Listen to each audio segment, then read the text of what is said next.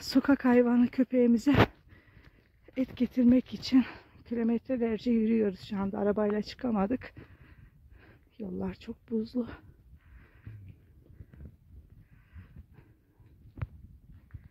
Gece ayaz yaptı. Kar yok aslında fazla. Ama ayazdan felaket donmuş. Şu güzelliğe bakar mısınız?